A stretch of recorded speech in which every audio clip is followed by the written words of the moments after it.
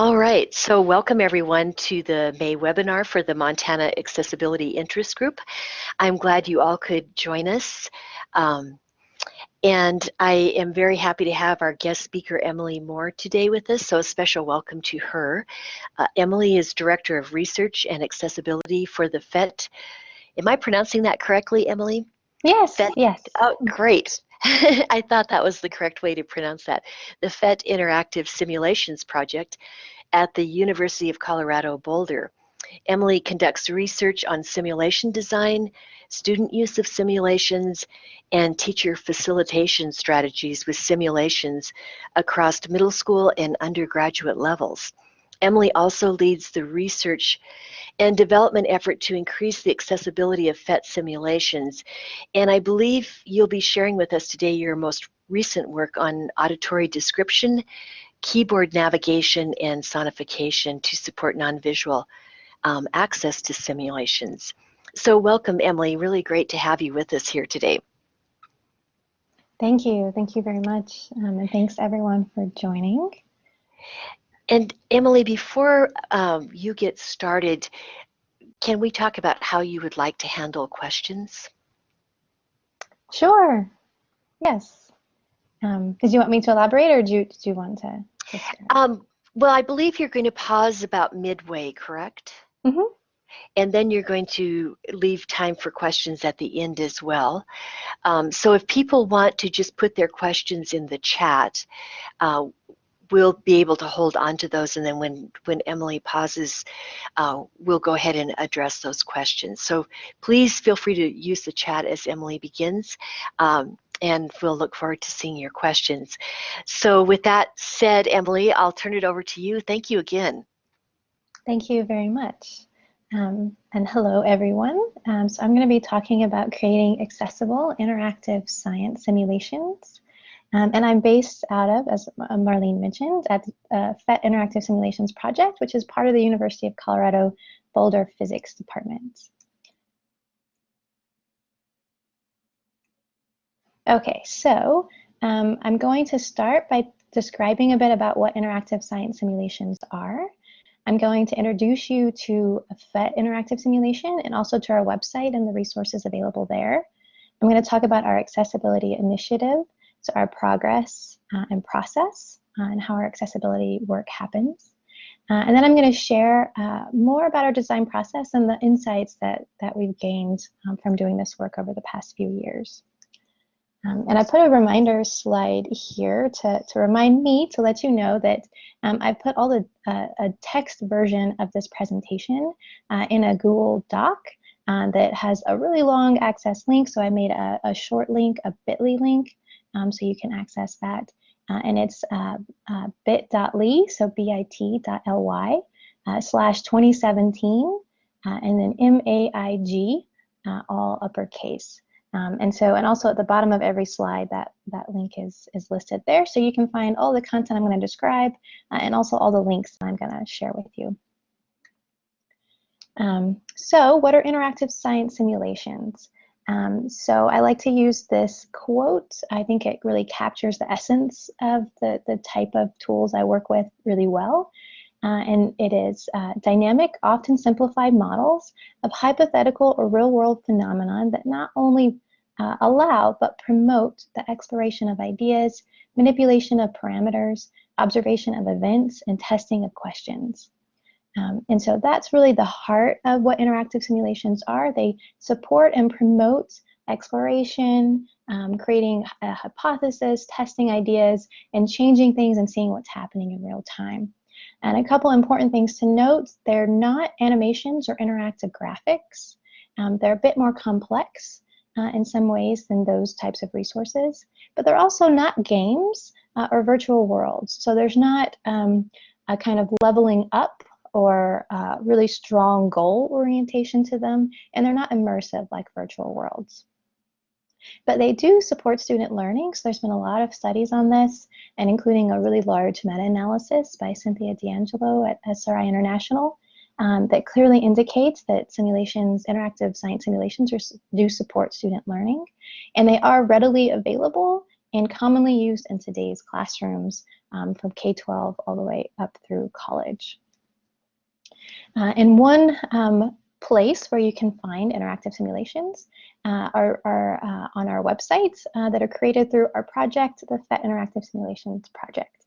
So this project was started in 2002 by Carl Wieman, who won a Nobel Prize in physics. We currently have 170 science and mathematics simulations that are run over 100 million times a year. And they're used all around the world.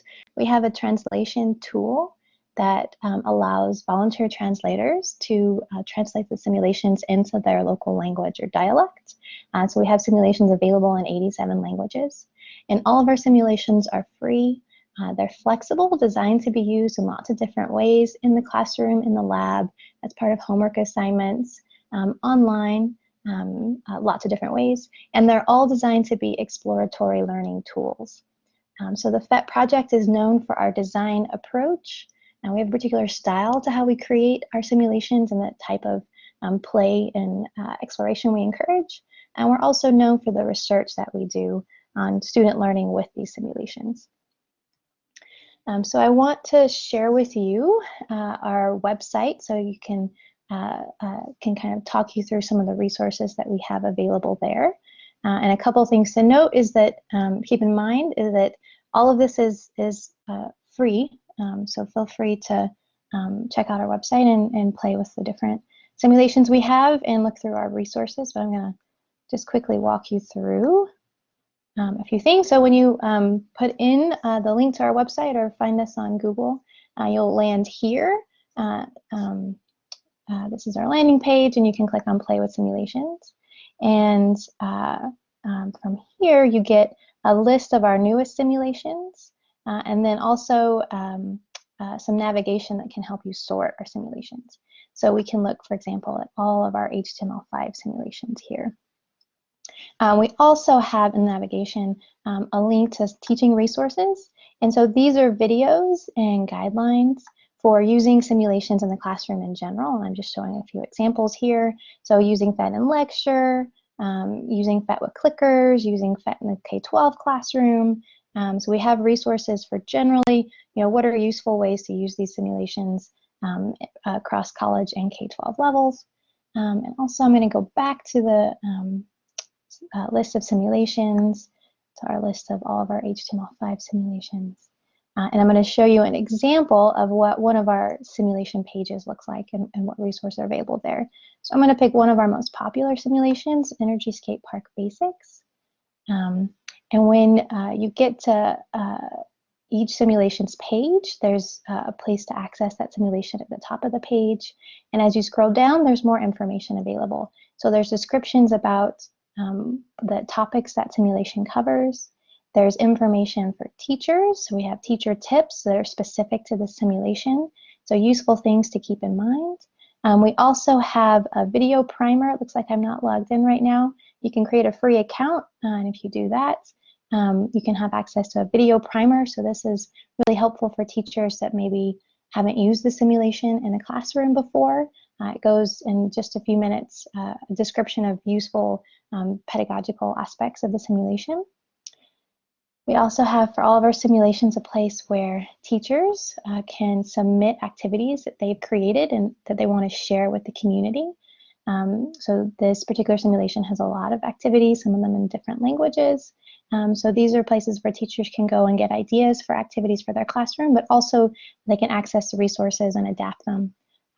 So that's a really useful resource. And then if you keep scrolling down on each simulations page, you'll get to the translations. And so this simulation, you can see, has a lot of different translations available. So I'm going to transition back to my slides. And I want to introduce you now to one simulation in particular. I'm going to use this for a lot of examples as we go forward. I'm going to switch again. So this simulation is called Balloons and Static Electricity. It's used in upper elementary school and middle school science classes, and also all the way up through college level introductory physics classes, for example. And whoop, I'm going to reset this. I was playing with it earlier. Okay, so when you open the simulation, there's a balloon in the center, a sweater to the left, and a wall to the right. And each of these objects is covered with pairs of positive and negative charges. And you can take the balloon and you can drag it around, and we can rub it on the sweater. And as we do so, it picks up negative charges, and the balloon becomes more negatively charged, and the sweater becomes more positively charged. And if I let go of the balloon, it will attract and stick to the sweater.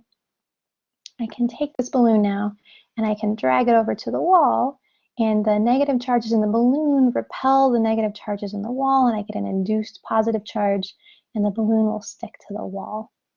I can also decide different views, so I can select to show no charges. And so teachers can use this to ask students to predict the behavior. I can also show charge differences. We'll only show the relative difference in charge when there's not charges being balanced. I can also add a second balloon. So I'm going to show all charges again. We now have two balloons. I'm going to put some negative charges on this second balloon. So now I have two negatively charged balloons. I'm going to put it over by the wall, remove the wall, and then now, since they're not stuck onto the wall, they'll attract to and stick to the sweater. So a couple important things to note is that, notice as I was describing this to you, lots of things were happening. So in this simulation, as you're exploring and playing, there's lots of dynamic behavior. Some of that behavior you're driving, like the motion of the balloon, and some of that behavior is in response to the situation you created in the simulation, like when I let go of the balloon and it moves to the sweater. So as students are exploring this, there's just lots of different things happening, lots of representations, and these are the types of things that we take into consideration when we're designing the simulation, with an eye towards helping students learn, but also when we're wanting to make the simulations accessible, we need to take into account how dynamic this behavior is and all the different representations that we want students to be attending to, and be able to dig a little bit more into that here in just a moment. Okay, so our goal with PhET's Accessibility Initiative is to make PhET simulations accessible to students with disabilities. And we want students to be able to successfully use and engage with the simulations. We want them to be able to learn with the simulation, and we want them to be able to collaborate with peers. So we want to be able to support individual use and then also group use of the simulations. And so the main point here is that our big goal is to provide an experience that goes far beyond basic access into really, really rich learning experiences for all students. And our approach is one that we take called inclusive design. And with this approach, we see disability as a mismatch between a person and their environment. So we see the challenge in accessibility as a design challenge with a tool. So we keep the focus on designing of the tool. And we seek a one-size-fits-one approach. And so what that means is that we want one simulation to have different layers of features that can be accessed or not, turned on or off as needed by the user. So one simulation that can flex to meet lots of different needs. So our goal is flexibility. And we also seek to design through diverse collaboration. So we want to create tools that support diverse students in learning science and math concepts. And we want to do that in a process that includes diversity at its core. And a lot of these ideas and others are part of an inclusive design philosophy. And if you're interested in learning more about that, I have a really lengthy link here, but you can access that through that Google Doc that I mentioned earlier that you can find at the bit.ly link, bit.ly, so bit.ly /2017 MAIG. So you can find that there if you're interested in learning more about that. We also take a standards-based approach. So we seek to align with the principles of the Web Content Accessibility Guidelines as much as we possibly can. And the point of that is to create resources that are as broadly compatible as currently possible. We also, in our work, seek to expand our infrastructure, so the technical infrastructure for how the simulations are built, to support multiple input and output modalities. So we're really trying to create multimodal simulations here. And what that means is to increase the input modalities from mouse and touch that the majority of our simulations right now currently support. We want to expand that to include keyboard access and also other forms of access. And we want to expand the output modalities from our current emphasis on visual output. And we want to expand that to verbalized text description and sound output, and also others too that we're interested in. And the way that we've been able to do that is by creating something that we call the parallel DOM. And it's okay if you don't, if the word DOM doesn't mean anything to you in a technical sense. The basic idea is it's a parallel structure that couples with each simulation, and that's where we put the accessibility content, and it can communicate with the simulation, but then it can also expose all of that accessibility content to assistive devices. For example, that's where we put descriptions, text descriptions that communicate with the simulation and stay up to date with the simulation, but that also is able to be read aloud by a screen reader. And I'm not going to talk, I'm not going to talk at all anymore in this presentation about the technical infrastructure or about this parallel DOM, but we have done a lot of work in this area and are certainly happy and interested to talk with anyone who wants to know more about it. So please feel free to contact me, and I'll have contact information at the end of this presentation if you want to discuss further or have other related topics you want to talk about. But in the meantime, if you're interested in reading a little bit more about it, we have a portion of the PhET website that's focused on our accessibility initiative. And you can find that information at phet.colorado.edu/en/accessibility. And PhET is PHET. And just to give you a sense of where we are with our accessibility initiative, I'm going to describe briefly here our timeline. So the PhET project started creating simulations in 2002. And from 2002 to 2012, we created only in Java and Flash. And simulations are all colorblind friendly and have language translation, but don't really have any other accessibility features. In 2013, we published our first HTML5 simulation. And at that point in 2013, we transitioned to only developing in HTML5. And that required, because of the complexity of our simulations, that really required that we start our code base from scratch. We created a lot of our own infrastructure and our own libraries. And if, at that point we reflected, we're starting our code base from the beginning. What will we do differently? What would we like to do better? And one of the main things we wanted to focus on was increasing the accessibility. So in 2014, we prototyped accessibility approaches and also began applying for funds to support accessibility-specific work. In 2015, we were fortunate to secure our first grant to focus on this and started really building our collaborative partnerships to learn how to do this type of work well.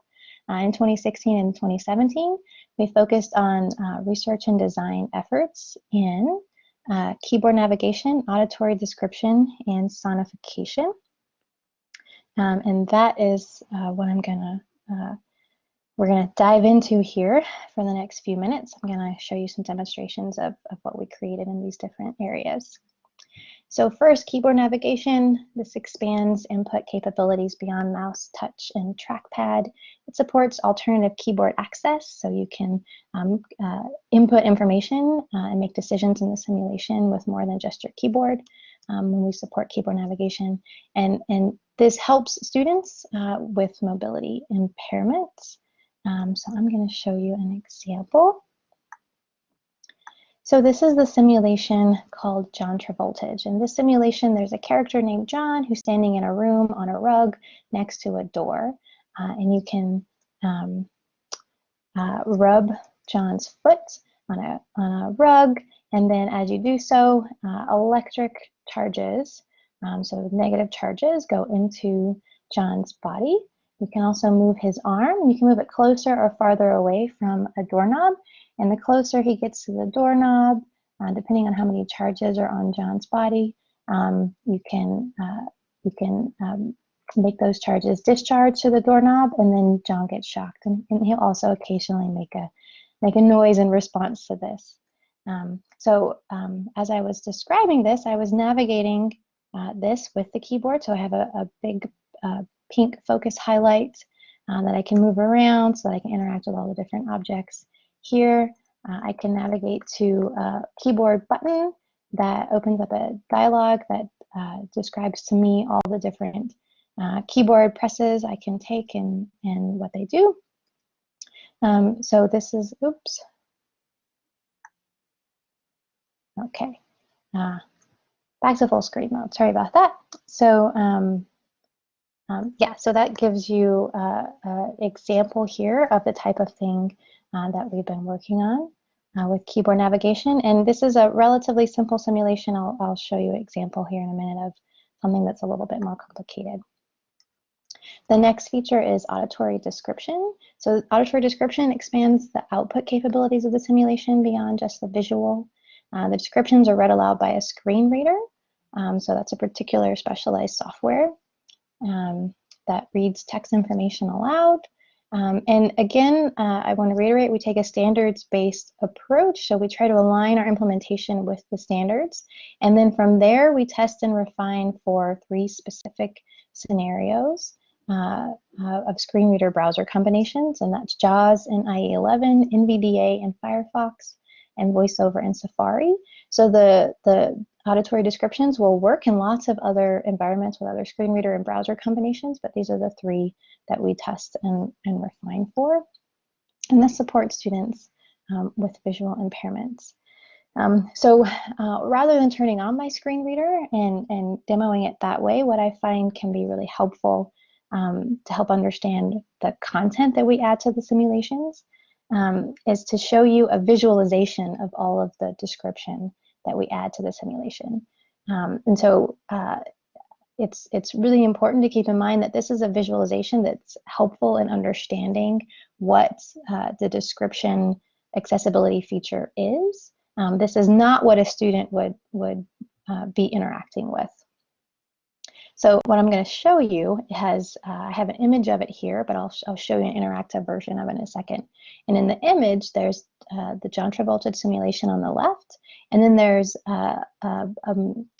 lines of description on the right.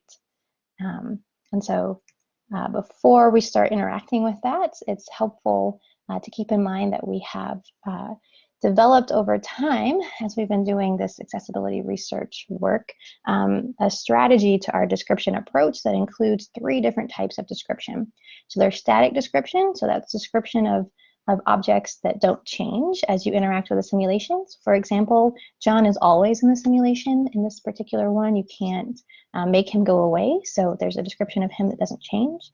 There are dynamic descriptions. These are the descriptions that change as you interact with the simulation, so they are constantly being updated to reflect the current state of the simulation. And there are also interactive alerts. So these are alerts that are descriptions that you hear in the moment that you need to hear them. So in a moment you take an action that triggers them, but otherwise they're not needed. Yeah, so that'll be useful information when I show you this interactive version here. Okay, so I'm showing you an interactive version of that image I just had on the screen. So on the left we have the John Travolta simulation, and now I can interact with him. And on the right we have lines of description. And in the upper portion you have the alerts, so the information that appears and would be read aloud by a screen reader just as you interact. And then below that we have a description that is a summary of what's on the screen that includes some things that change and some things that don't change, so static or dynamic descriptions. So right now I'm going to move John's leg back and forth. He's going to pick up electric charges, and the alerts portion of the screen is updating. And so this is what would be read aloud by a screen reader. So electrons on body 8, electrons on body 10, 11, electrons on body 12. And also as I'm doing that, the summary information below is changing. And so that summary information is available to someone who's using a screen reader at all times. So you're getting updates as you're interacting, but you also have the ability to move a screen reader's virtual cursor over to read these summaries at any point that would be useful. So this is a relatively simple example, example of relatively simple simulation that doesn't have a tremendous amount of description associated with it, because what you can interact with and what happens is more on the minimal side. Here's an example of a simulation that's a little bit more complex. This is that balloons and static electricity simulation with the balloon, the sweater, and the wall. And you'll notice that there's a lot more content on the screen, a lot more description available. So I'm going to move the balloon here.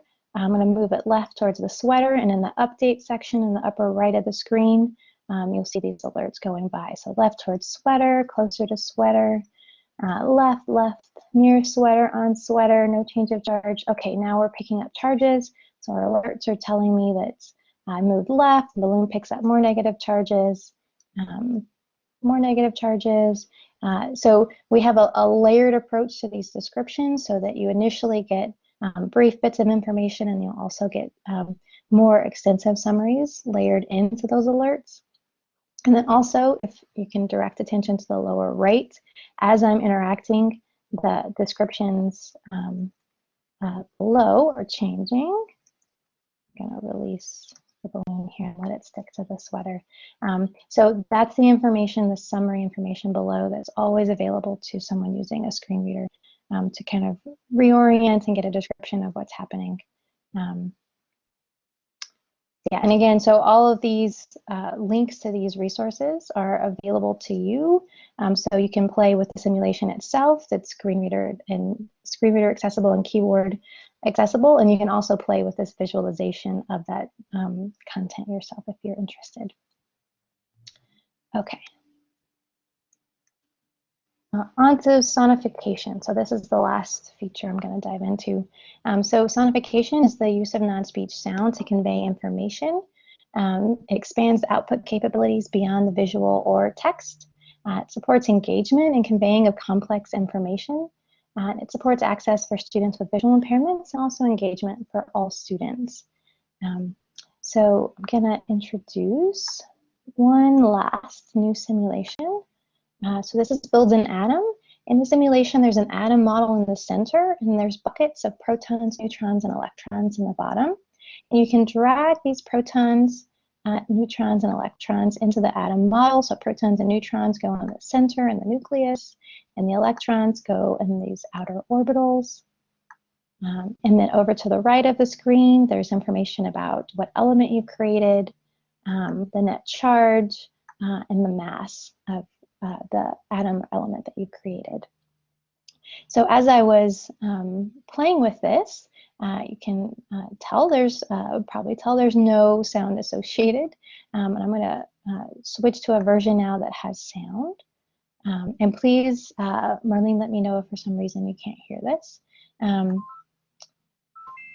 Okay, so as I grab an element from the bucket, there's a little sound that lets me know I've done that, and then there's a little sound associated when I've added it into the atom model. And we can hear that too, Emily. It's coming through, so thank you. Great. I just wanted to double check. So there's a sound associated with protons and with changing of an element. We've now made beryllium.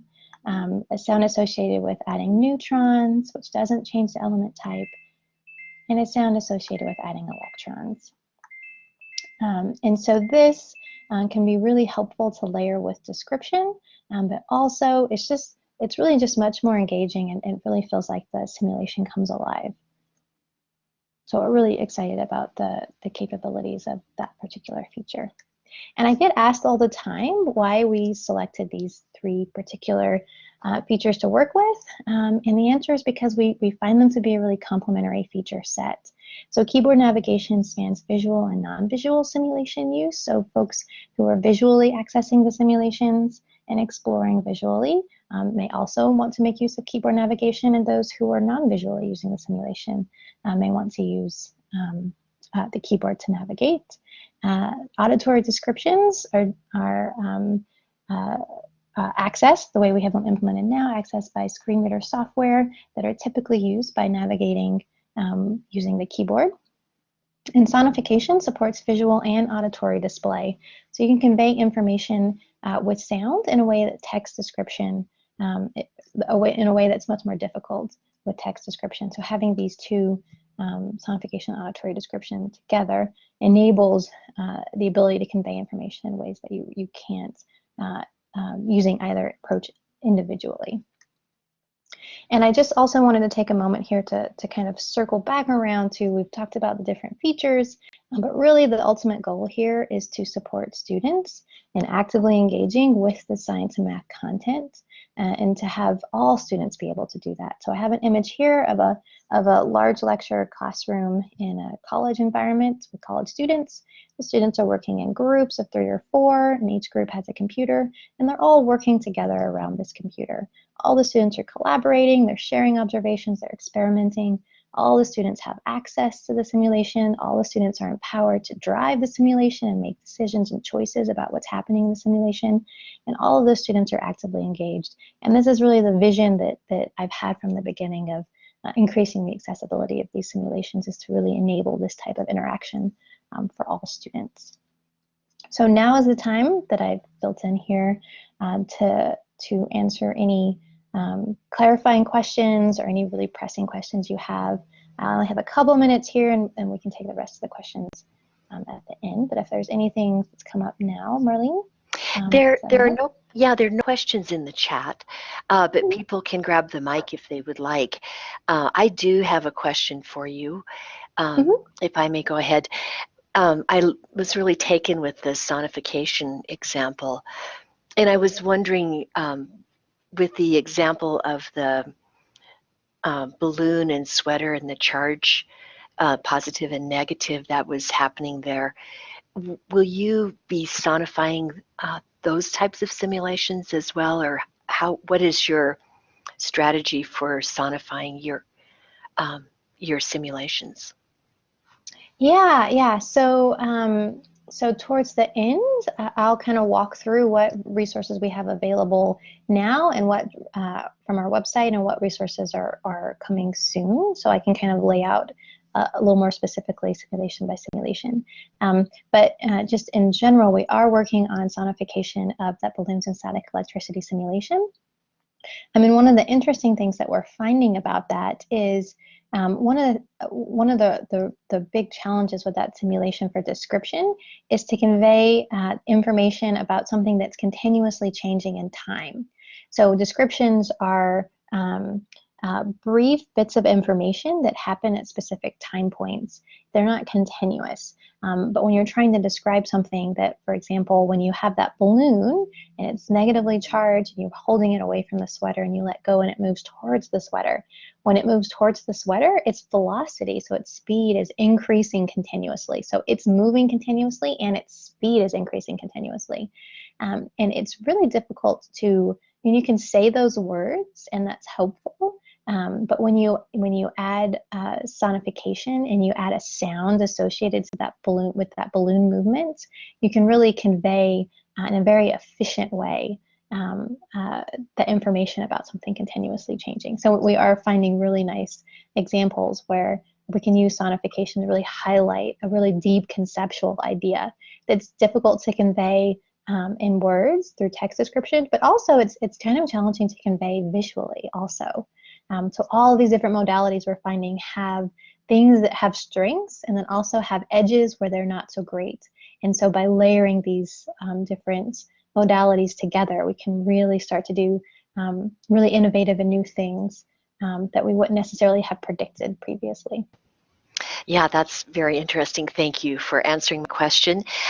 There are no hands up and no questions in the chat, Emily. So unless someone wants to raise their hand right now, I think we'll just move forward. Okay, great. So now I'd like to talk about our design process and some of the insights we've gained. But I want to point out one important thing about our process is that it includes a lot of people. This is really a big collaborative effort. We have folks who are focused on accessibility work within the PhET project itself. So I lead those efforts, but we also have a number of other software developers and designers and faculty. We also collaborate with the Inclusive Design Research Center at OCAD University in Canada, with the Benetech and Diagram Center, with Sonification Lab at Georgia Tech, with a number of screen reader users who provide really invaluable insights and feedback in our design process. And we also collaborate with ETS, which is an assessment organization. And also, many other folks that have given us feedback and ideas beyond this list. So there really are a lot of people involved. So our process is iterative design, and also we conduct research as we go. Our process involves group discussions about a particular simulation and accessibility features. We mock up those ideas, we implement them, and then we test them with users and get feedback.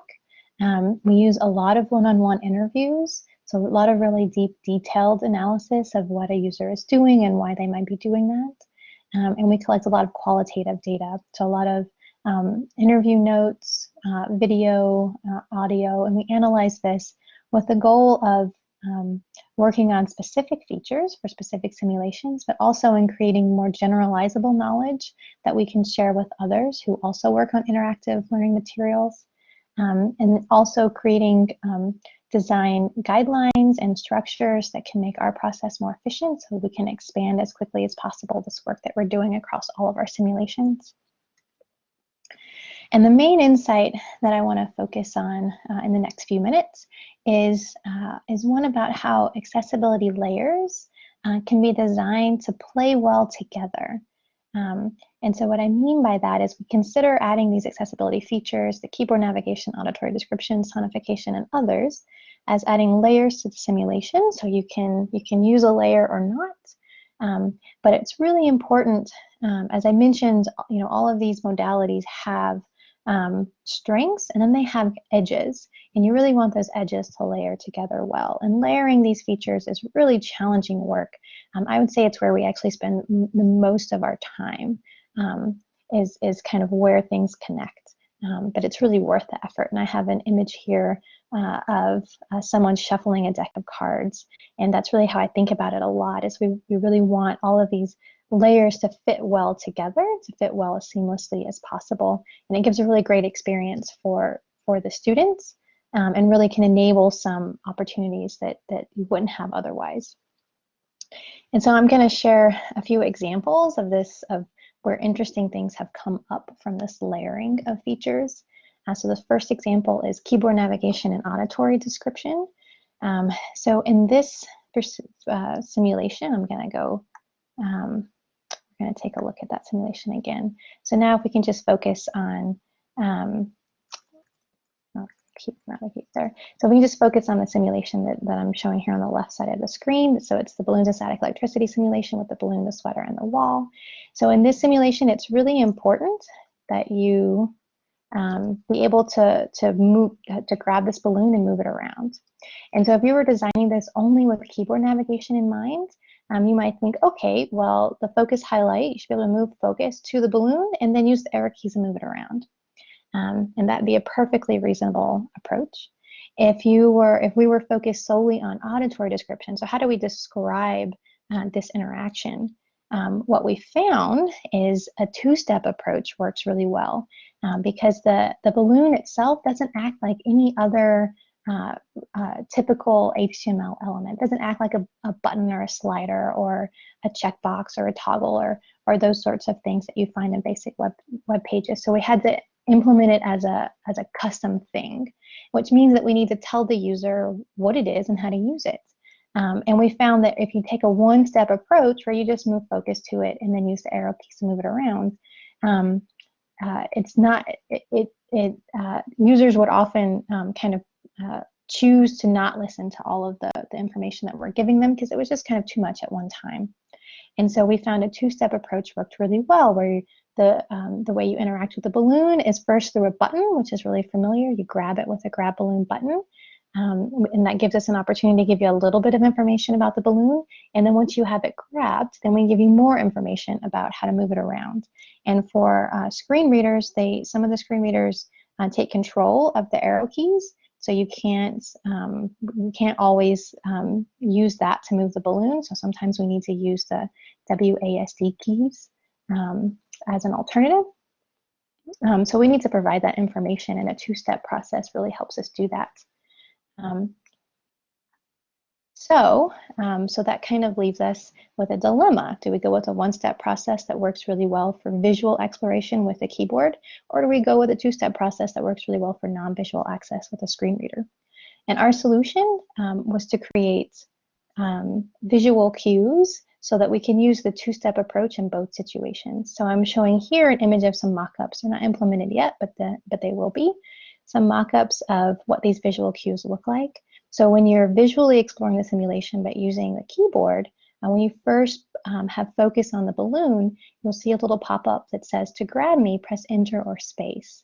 And then once you do that, that pop-up disappears. And it's replaced by these little arrow symbols on the top, bottom, left, and right of the balloon with WASD keys. Also shown to help indicate that you can use the arrow keys, but you can also use the WASD keys to move the balloon. Once you move the balloon, that pop-up disappears. And then you'll get a pop-up that says press spacebar to release. So that's how you can let go of the balloon. And then once you've done all of those things successfully, you don't visually see any of those cues again. So this allows us to bring the visual and description features into alignment. In this next example, I'm going to talk about layering auditory description and sonification together. I'm going to show you actually a sonification, a sonified version of that John Travolta simulation where the man's in a room on a rug with a doorknob. And so I'm going to rub his foot on the rug, and now you're going to hear a sound every time an electron enters his body. And you're also going to hear a sound as I move his arm, and he gets shocked. The important thing to attend to here is that when we're using sonification, there can be a lot of sound that's layered, and the timing of it is very important. But when we're using a screen reader and accessing auditory description, the screen reader takes control of all the audio information and can control additional information's volume and the order it's played. So it's really important that you get these two things to play well together. And we don't actually we're working on right now a solution to how to get those two things to play well together. And one approach is to develop enhanced control over the volume and order that's provided and used through the screen reader. And another approach is to rely on a self-voicing version of the simulation where the information is read aloud by the browser rather than a screen reader, and that allows us a lot more control over what sound information is played. So we're currently working through how to have those two things work well together. But if we weren't designing them at the same time, we might not take those considerations into our design process. So in this last example, I'm going to talk about kind of where sonification and keyboard navigation overlap. And I'm going to show you an example of a keyboard navigable version of that built-in atom simulation with the atom model and the buckets of the protons, neutrons, and electrons. So in this simulation, so this is a very early prototype of keyboard navigation in this simulation. So it will change a lot by the time we make this version public. But I'm using my keyboard to navigate to the different buckets in the simulation. And if I want to put a proton, and we'll just put one there, just so we go ahead and have a hydrogen. But if I want to put another one, I'm going to pick it up. And now I need to decide where I want to put it. Do I want to put it in the nucleus? Do I want to put it in the inner orbital or an outer orbital? And now you may, as someone who may remember some chemistry, you may know where this should go, but when students are exploring, we want them to learn where it should go. So we want to allow them to make a mistake here. So we provide them options to put it in lots of different places and figure out where it goes. And if I try to put it in this outer orbital, we'll see I have different places I can place. I have 8 positions I can place it. When I try to put it in a place where an electron should go instead, it won't allow that to happen. But what if I try to put an electron in? So I can decide where do I want to put the electron, in the nucleus, in the inner orbital, or in the outer orbital. Let's put it in an inner orbital. So now I have a couple different locations, and I'm going to select the location on the right. So what you'll notice is that different from when I was using a mouse, when I'm using the keyboard, I have this time where I've picked up a particle and I need to decide where I'm going to put it. So I need to be able to navigate that particle all the way around all the different positions. And we call that being in a move mode. So you picked it up, you're deciding where to go, but you haven't placed it yet. And now imagine if you were using the sonified version of the simulation, you're hearing all of these different sounds, but then all of a sudden you pick up something with the keyboard and all of a sudden the simulation goes silent because you're in this special move mode that doesn't quite exist if you're using a mouse. And so it would probably feel broken. And so when we first mocked up designs for the auditory information for the sonification, we actually didn't think about this move mode that occurs when you're using keyboard navigation. And so if we had been designing these totally separately, we might come up with all these wonderful sonifications and then implement keyboard navigation, and then all of a sudden there's this totally silent portion of the interaction for some users. So we found that it's really helpful to design these together and make sure that we have sounds for that move mode as well as all the other interactions that happen in the simulation. As I kind of wrap up here, I talked about PhET's accessibility initiative, our accessibility features that are in development, and our design process and insights, and in particular, how we're finding it really useful and challenging in a really interesting way to work with these accessibility features together. And I want to walk you through real quick what resources are available to you right now, because I've just showed you a lot of different things. So here's what's available to you now and then what's coming up. So as far as our kind of basic set of PhET simulations, we have 170 of them, 130 are in Java or Flash, 40 are in HTML5, and these simulations are colorblind friendly and can support students in lots of ways, particularly deaf or hard of hearing students and students with certain learning disabilities where interaction and minimal text are helpful, but they don't have this richer set of accessibility features in them yet. So for our simulations that do have these accessibility features, we have Jontr Voltage and balloons and static electricity are our most refined. So Jontr Voltage and balloon static electricity and a couple of other simulations are available from our accessibility prototype page. And by May 15th, a keyboard accessible and screen reader accessible Jontr Voltage will be available on our main site. So essentially our existing simulation of Jontr Voltage will have these additional layers of accessibility added by May 15th. And then also balloons and static electricity will have those additional layers added later this summer. And then we have these simulations where the accessibility features are still in development, but that you can access from our prototype page, and that's Capacitor Lab Basics, Forces in Motion Basics, and here soon, in the next couple of weeks, we'll have the built-in atom simulation up on the prototypes page. There are also some ways for you to get involved. Probably this is the most important slide. Coming up is an event that I think you'll find really interesting. It's called the NSF Video Showcase. It starts May 15th and goes through the 22nd. You can access it at the link stemforall2017.videohall.com. And what this event is, it's put on by the National Science Foundation, where they invite all of their active grantees to submit a 3-minute video about their education project. And then during that time window of May 15th to the 22nd, each of those videos will have a facilitated discussion space. So you can ask any questions you want, and then the leads from those projects will answer those questions, and we'll all have a really great chin. There are 3 videos about PhET simulations that are part of this showcase. Two of them are about our accessibility work. So please attend. I think it's all virtual. So you can attend remotely in whatever time, early morning, late, middle of the night, whatever works for you. Ask questions. There's also a opportunity to vote for the People's Choice Awards, so you can vote for projects you really like. And participating will show your support for the accessibility-focused projects. You can also contact me if you're interested in learning more about PhET, collaborating on research, participating in design, providing feedback as a user tester, or know anyone who might be interested in getting involved with any of those types of activities. And this is my final slide. I'm listing some resource links, so our PhET website, phet.colorado.edu, our PhET accessibility work, so phet.colorado.edu/en/about/accessibility. You can find all of the presentation information in the text version of the presentation itself at the bit.ly link, bit.ly, so bit.ly/2017 MAIG, all uppercase.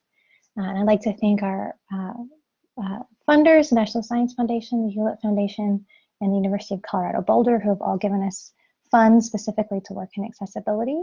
I'd like to thank our design and implementation team, which is the PhET team, and all of our wonderful collaborators.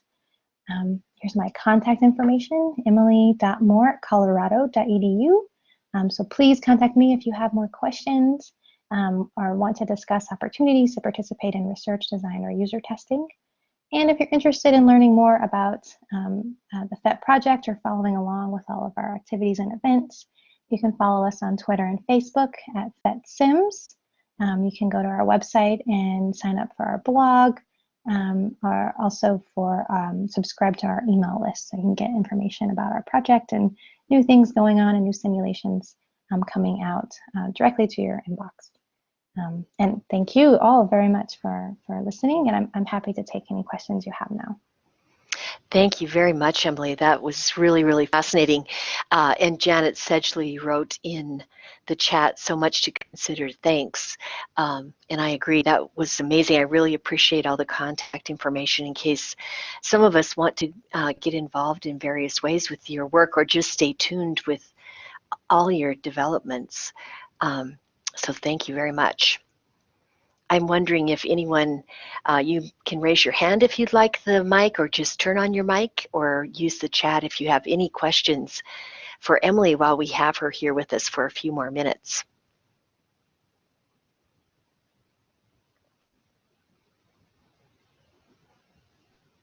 I think everyone's pondering your presentation, Emily. That is really, really great work. I can see the newer work that you've done just since CSUN. Oh, yeah. So very dynamic. And Nancy Klaus says in the chat, so true.